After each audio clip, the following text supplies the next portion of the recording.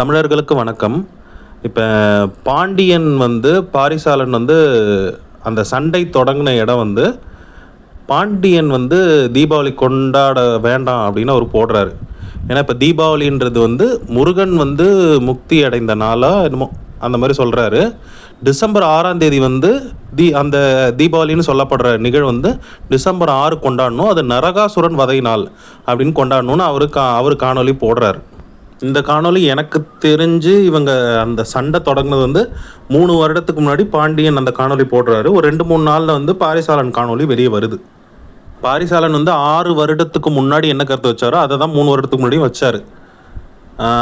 இருக்கிற மரபை நம்ம மாற்ற வேண்டாம், இது கும்பிடாதன்னு மாற்ற வேண்டாம் அப்படின்னு அவர் வச்சார்.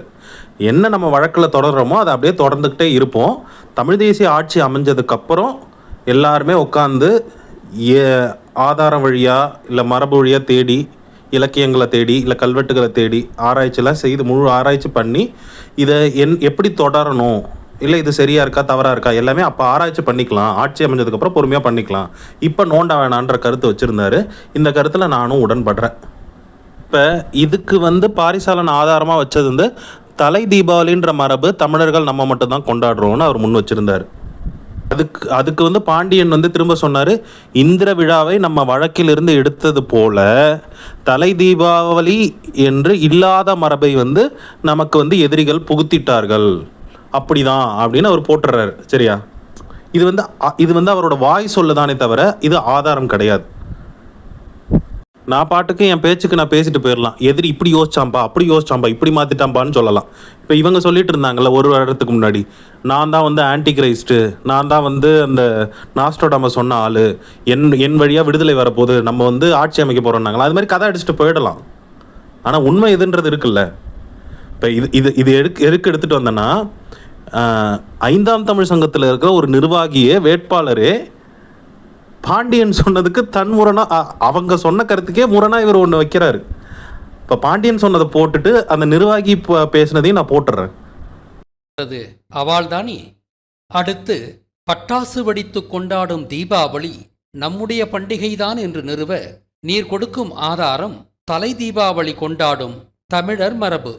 தமிழருக்கு மட்டுமே தலை தீபாவளி என்ற மரபு உண்டு என்றும் அதனால் இது தமிழரின் மரபுதான் என்றும் சொல்கிறீர்.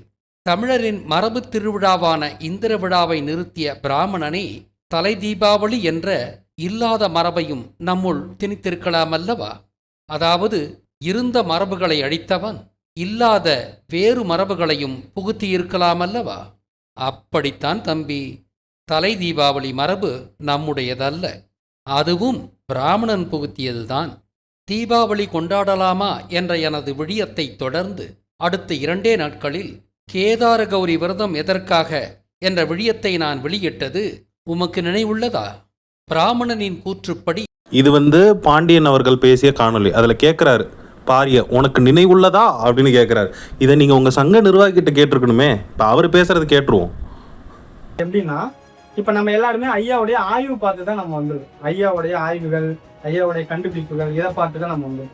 அப்போ அந்த ஆய்வுகள் ரீதியாகவே குழப்பத்தை ஏற்படுத்துறோம்.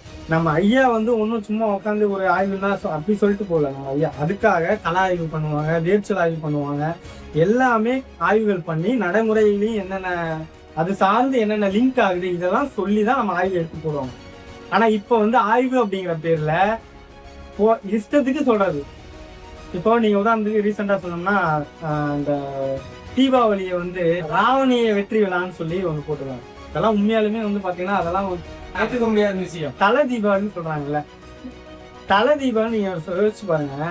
தலை தீபாவளிங்கிறது எல்லாருக்குமே தலை தீபாவளி நம்ம சொல்ல போறோம். எல்லாம் தலை தீபாவளி வாழ்த்து நான் சொல்றோம். திருமணமான முதல் தம்பதியினருக்கு முதல் வர தீபாவளி தான் தலை தீபாவளின்னு சொல்றோம். அதை போயிட்டு தலை தீபாவளினா அப்ப தலைனாலே ராமனை தலையில வெட்டி தான் கொண்டாங்க. அப்ப இது ராவணிய வெற்றி விழா இது எப்படி எல்லாம் மாத்துறாங்க பாருங்க. இப்ப அதே ஆனா இன்னும் நம்ம கேள்வி வரும்ல, தலை பொங்கல் தான் சொல்றோம், தலை அடின்னு சொல்றோம், அதுக்கு ராமனுக்கு ஏதாவது சம்மந்தம் இருக்கா? ஏன் தலை வாழை இலைன்னு சொல்றோம், வாழை இலை தலை பிரசவம் சொல்றோம். இதெல்லாமே அப்ப தலைன்னா என்ன அர்த்தம்?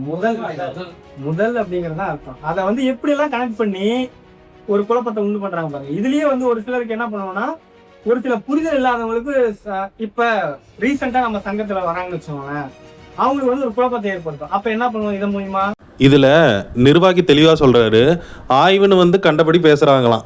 அது எடுத்துக்காட்டு என்னன்னா, தல தீபாவளி, தலைனா வந்து ராமனை குறிக்குது. அப்ப தல தீபாவளினா வந்து ராவணிய வெற்றி விழான்னு சொல்லிடுறாங்களாம். அப்படி கிடையாது. தல தீபாவளி, தல பொங்கல், தல ஆடி, தலை வாழை இலைன்னு இருக்கு. அப்ப தலைனா என்ன? முதல்ல குறிக்குது அப்படின்றாரு. முதல்ல. அப்ப திருமணமானவர்களுக்கு அது முதல் தீபாவளின்றதுனால தலை தீபாவளி, தலை பொங்கல், தலை ஆடி, அவ்வளோதானே அப்படின்னு அவர் கேட்குறாரு.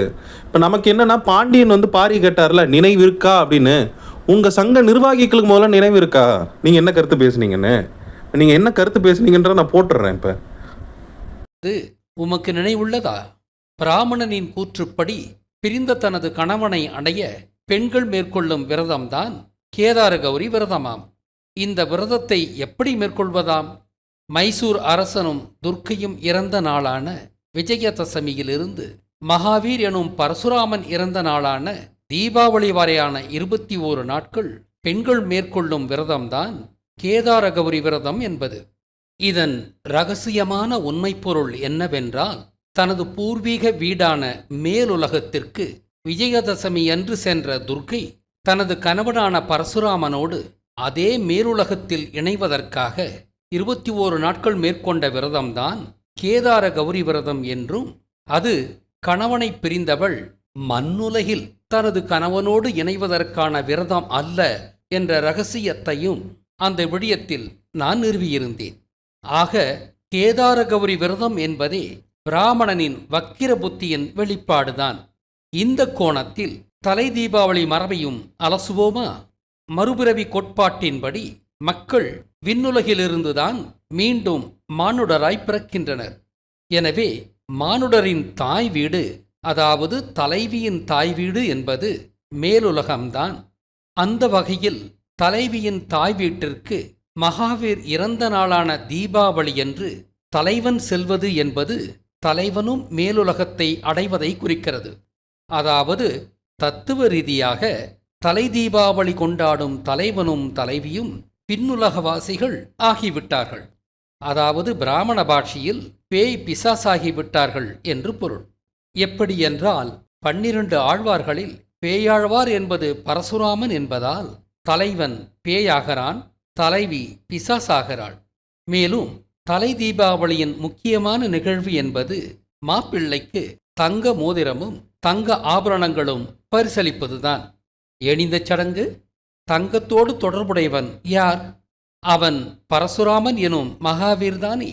ஆக தங்க மோதிரம் பரிசளிப்பதின் விளைவாக தலைவன் அன்றைய தினம் மகாவீராக தகுதி உயர்வு பெறுகிறாராம். தலைவி துர்க்கையாக தகுதி உயர்வு பெறுகிறாராம். மனிதர்களை அகோரிகள் என்ற பெயரில் விலங்காண்டிகளாக மாற்றி ரசித்த பிராமணன் இப்படி புதுமண தம்பதிகளை வைத்து விளையாடுவது வியப்பல்லவே. ஆக இல்லாத தலை தீபாவளி மரபை நம்மீது திணித்தவன் பிராமணன்தான்.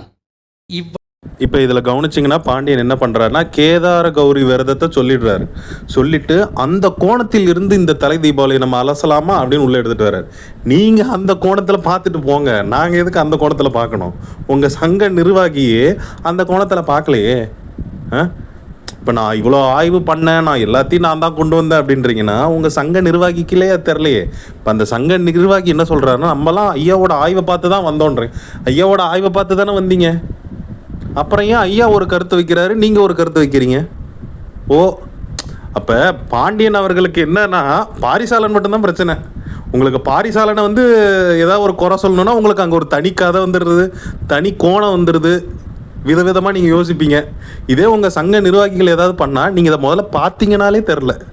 சங்க நிர்வாகிகள் அவ்வளோ பேர் இருக்கீங்க, சங்கத்தை அவ்வளோ பேர் பார்க்குறீங்க, யாராவது இதை சொல்லி இதை திருத்துனீங்களா? அந்த காணொலியை அந்த சேனல்லேருந்து விளக்குனீங்களா, எடுத்தீங்களா? இன்றைக்கி நான் தேடி அதை எடுக்கிறேன். அப்போ பாண்டியன் வந்து பாரிக்கு ஒரு கருத்து சொல்லியிருக்காரு, இங்கே நிர்வாகி வேற ஒரு கருத்து சொல்கிறாரு. இந்த சுயநினைவு கூட இல்லாமல் தான் எல்லோரும் இருக்கீங்களா? அப்படியே ஒரு மிதப்பு. நம்ம வந்து கடவுளின் அருளில் இருக்கோம், கடவுள் வந்து நம்ம கைக்குள்ளேயே வச்சுருக்காரு, அப்போ நம்ம சுற்றி இருக்கிறதெல்லாம் கண்டுக்க வேணாம், நம்ம வாய்க்கு வந்ததெல்லாம் நம்ம பேசுவோம், மக்கள்லாம் நம்பி பின்னாடி ஓடி வந்துடுவாங்க, நம்ம தான் இறை தூதர், நம்ம தான் சித்தர், நம்ம தான் வந்து எல்லாமே அப்படின்னு ஆயிட்டிங்களா? அவ்வளோதான் காணொலியில் கருத்து. இப்போ இவங்களுக்கு என்னென்னா, பாரிசாலனு செந்தமிழன், மணியரசன் இவங்க கிட்டலாம் வரும்போது இவருக்கு ஏதாவது இவருக்குள்ள ஒரு ஆழமான ஒரு சக்தி பிறந்துருது. புது கதையாக எழுதுறாரு. மற்ற எல்லாரையும் விட்டுடுறாரு. அவ்வளோதான். அனைவருக்கும் நன்றி.